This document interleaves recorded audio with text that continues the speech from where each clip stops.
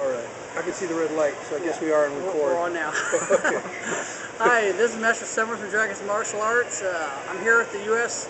National Martial Arts Hall of Fame. I'm here with a special guest and our school's Grandmaster, world famous martial artist Frank Stoops. How you doing, sir? How are you doing? All right. Last time we talked about how you started your training and everything. Great. As you know, I told you last weekend we had trouble with our school. We got a new school. What was your first school like? And when did you get it? Actually, I started teaching in a park.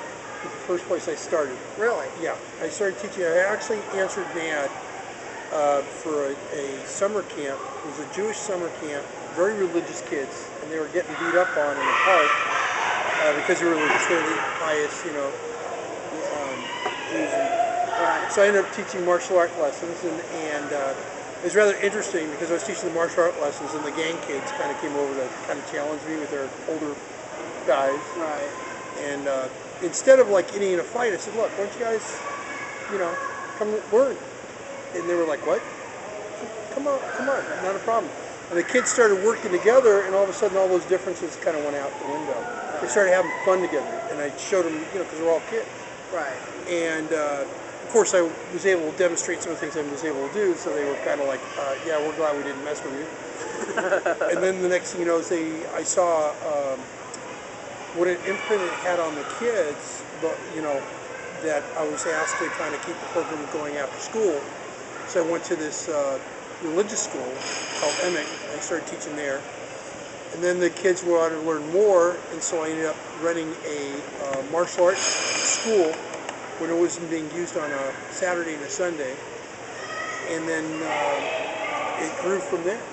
It wasn't by intent to go and teach martial arts schools, but it was because I had a great band of kids, and I saw how it was changing the community, and I was getting rid of a lot of problems and differences in the community, that I said, you know what, I can fill a need here. And so that's what I did. What challenges did you have when you first started the school? I know with me it was trying to get mats together and the kicking shields. Oh, it's always finances, man. Yeah. If you aren't from a wealthy background, for me, I remember sewing my own mat. I went downtown and got some vinyl. Yeah. And then I went and got some to a hobby store and got some ribbon, but not the kind that you use to wrap presents, right. but the thick cloth kind. And then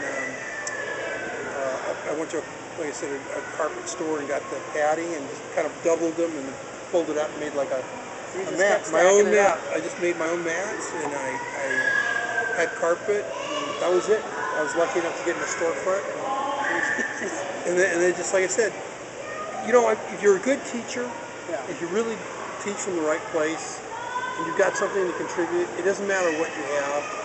The word of mouth will generate. People say, "Listen, if you really want to learn, come here." Right. And that's what happened to me. And I built up my business, and I built up my school accordingly. Right.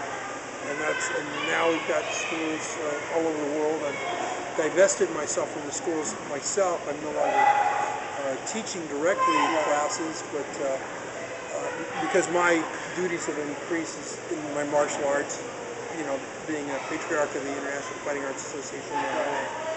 So my job is to kind of support things like what we're doing right now, which is, this Hall of Fame, the tournament, school owners like yourself, make myself available to you to help you in any way I can, and use those experiences. And that's what martial arts has always been. It's about righting wrongs, being contributors to the community, and helping those who can't help themselves. All right. Well, when we come back, we'll have part 2 of the interview, and we'll be back shortly.